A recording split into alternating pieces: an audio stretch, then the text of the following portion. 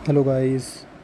तो अब नीट में ना हर साल एक टॉपिक है इलेक्ट्रोकेमिस्ट्री का, उसमें एक इम्पॉर्टेंट टॉपिक आता है कि एनोड पर क्या बनेगा, कैथोड पर क्या बनेगा। तो उसमें बहुत सारा कन्फ्यूजन रहता है। There are some important points कि हाँ मतलब हमें वो इलेक्ट्रोकेमिकल सीरीज़ पूरी याद रखनी होती है, किसका रिडक्शन किसका ऑक्सीडेशन। सो इट्स बेस्ट कि कोई ऐसा तरीका हो, कोई ऐसे पॉइंट्स हो जो अगर हम याद कर लें या फिर समझ लें तो हमारे लिए आसान हो जाए कि हाँ कौन सा प्रोडक्ट कहाँ बनेगा। लाइक अगर ग्रुप 1 या ग्रुप 2 के मेटल्स हैं, उनके साथ अगर एल्यूमिनियम दिया हुआ है किसी क्वेश्चन में, तो कैथोड पर जिसका रिडक्शन होगा वो ये मेटल्स नहीं होंगे, वो होंगे वाटर। यहाँ वाटर का रिडक्शन हमेशा होगा। We will get the product as H2 at cathode.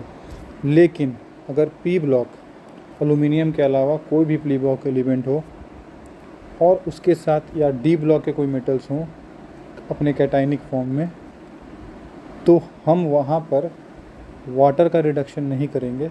उस केस पे कैथोड पे हमें मेटल मिलेगा, यानी रिडक्शन जो होगा उस मेटल का होगा जो कैटाइनिक फॉर्म में है, या अगर पी ब्लॉक के कोई मेटल्स हैं उनके कैटाइनिक फॉर्म का मेटल में रिडक्शन होगा। This is very important.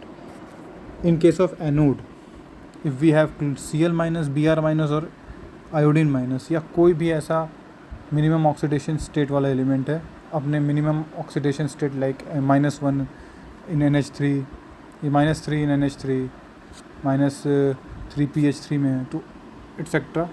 यहाँ पर हमें Cl2 Br2 I2 गैस मिलेगा यहाँ इंस्टेड ऑफ ऑक्सीजन, यानी कि यहाँ पर वाटर का ऑक्सीडेशन नहीं होगा। यहाँ पर हमें ऑक्सीडेशन होगा उन Cl माइनस या मिनिमम स्टेट वाले एनायन वाले एलिमेंट्स का। जैसे यहाँ लिखा भी हुआ है कि X माइनस वाले का ऑक्सीडेशन होगा, ना कि वाटर का एनोड पर। सिमिलरली ऑन सेकेंड इस 4 ऐसे एलिमेंट है SO4 2 minus, NO3 minus, PO4 3 minus और ClO4 माइनस।